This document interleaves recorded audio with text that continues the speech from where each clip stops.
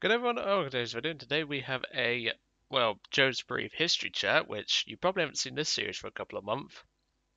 And today we're going to be doing about Fighting Girlfriend. Now, if you're a viewer of Mark Felton Productions, chances are you have already seen this. But I'm going to do it in game because it looks a lot more interesting in game, sort of. Because, well, the battle that I actually had took me 3 T-34s to actually do it, and a fourth to actually end up finishing the game in, which is ironic because the Fighting Girlfriend name was spread across 4 tanks, but the fourth one is debatable at best. That's why you can see a T-34-85 down there and an IS-2. I'll mention that as we go along.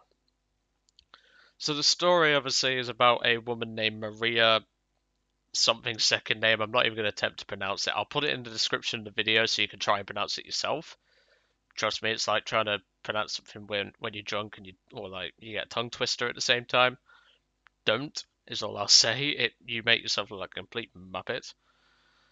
But this is going to be the story of Fighting Girlfriend, the T-34 tank, possibly IS-2, which I will mention towards the end.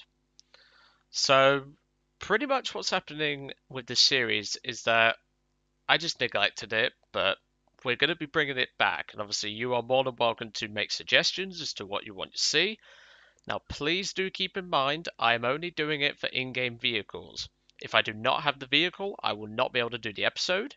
If I do not,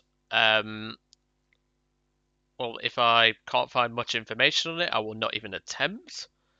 But most importantly, stuff like captured vehicles, I'm not going to be doing videos on them, such as the T3. There's really nothing to cover there. It's just a captured Panzer III. And even then, there's not a lot of history behind that. Or you could probably throw in the Panzer III history itself, but we'll see about that.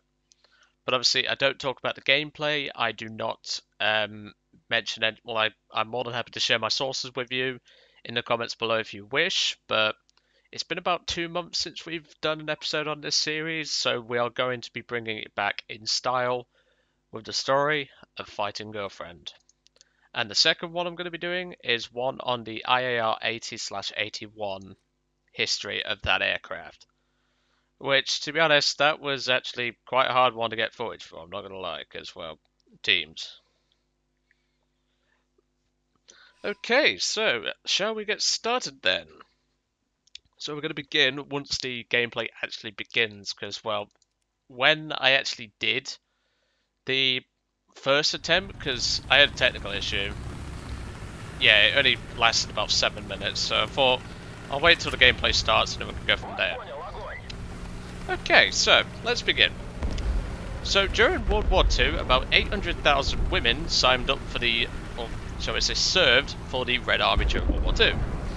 Most of them fought either directly on the front, some were lucky enough to fight on the sidelines, like women in anti-aircraft units or tank destroyer regiments, things like that. However, Maria was actually sent to the front lines, well, the middle of the action, so she was actually in the action. Now, why was this? Well, the story defies any piece of fiction.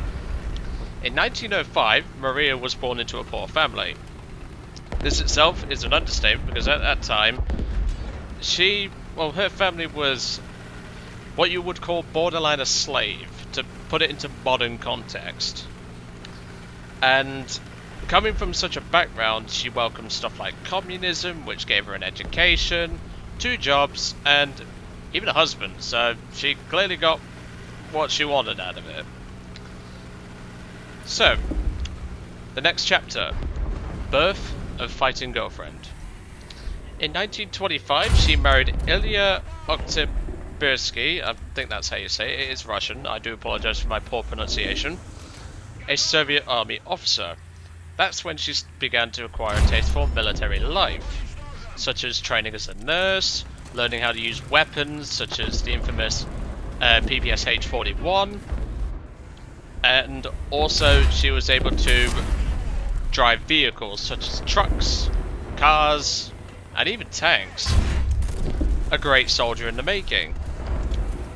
When Nazi Germany invaded the Eastern Front, her husband sadly was killed in battle not too far from Kiev and that was in August of 41.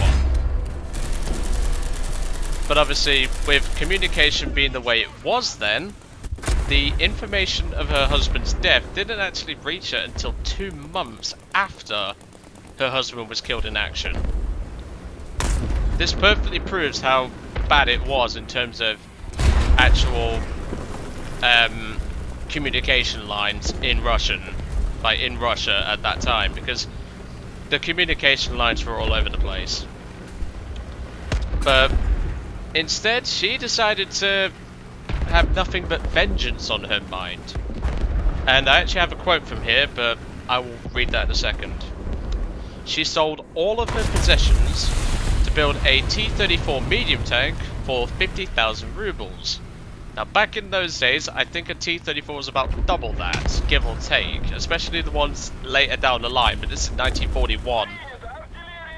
So it would have been around 160,000 rubles, so she was actually 110,000 short.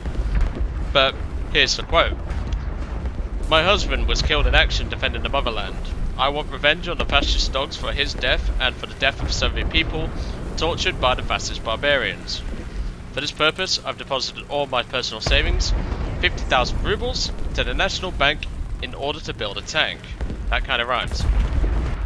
"I kindly ask to name the tank Fighting Girlfriend and to send me to the front line as a driver of this tank." Stalin approved, which if you know Stalin, if he approves, you're on his good side.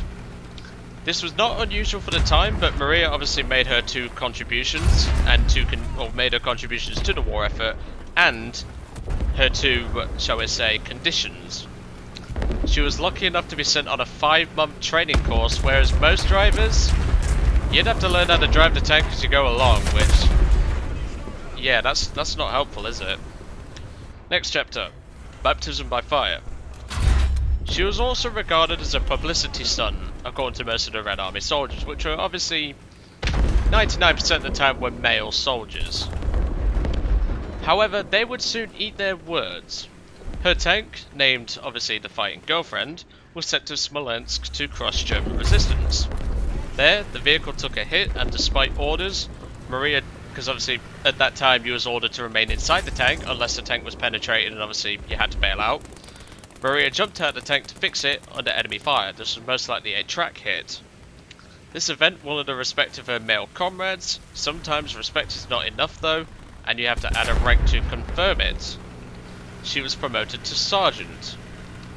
A month after that, in Vitebsk, I think that's how you say it, she attacked enemy defense positions and once again popped out the tank to fix it. The Fighting Girlfriend was momentarily disabled by artillery shells, but Maria kept the fight going. For obvious reasons, she was pissed. Like, seriously, you ought to read some of the Russian and then you translate it. Like, Jesus, she was pissed. Next chapter. Hero of the Soviet Union. Her reputation was growing quickly, but the Leningrad-Novgorod offensive would prove to be her last, unfortunately. There, Maria and her crew swept through the trenches, destroying German positions, and even took out an SPG. But the Fighting Girlfriend took a hit for the 3rd time, and its tracks were in needing of some care, to put it lightly. And at this time, Maria jumped out the tank to repair it again, but she was hit, and so was I. She lost consciousness and never found her way back. Maria remained in a coma for 2 months until ultimately dying in March 15, 1944. Her tank outlived the driver in the chaos of battle. Maria managed to repair the track of the original tank, however the original one was eventually destroyed in combat. So was the second, and so was the third. With the 4th tank, either an IS-2 or a T-34-85, sources mostly indicate an IS-2, making it to Berlin. After her death, she was made a hero of the Soviet Union for her bravery. She inspired thousands of women to join the fight and contribute to defeating the German forces that were invading Russia at the time. And subsequently, her name carried weight through the war, and so did Fighting Girlfriend as a tank, because, well, from what I saw, it was an IS-2 in its final form. Which, unless you're driving a King Tiger, I won't want to piss that off, that's for definite. But I hope you enjoyed today's episode. Obviously, there is going to be another Joe's Brief History Chat coming very soon. If you do want to know the results of this battle, it was a loss on 16 kills after losing 2 more tanks. So there you go. But I hope you enjoyed this episode with Fighting Girlfriend, obviously the story and everything. Like I say, if you are going to give me suggestions, please do keep them to in-game vehicles. At least try to. I do have plans to do one on the Tuskegee Airmen, and obviously you've already seen one on the IAR/AT/81, so there you go. But anyway, I'm going to let you guys off. I hope you enjoyed this video for today. If you do want to join my Discord server to discuss this sort of thing, maybe give me some ideas to work with. If you don't want to put it in your comment section, if you're a bit too shy for people to steal your ideas or something, but that's more than appropriate. There will be a link down below to the Discord server to actually do that.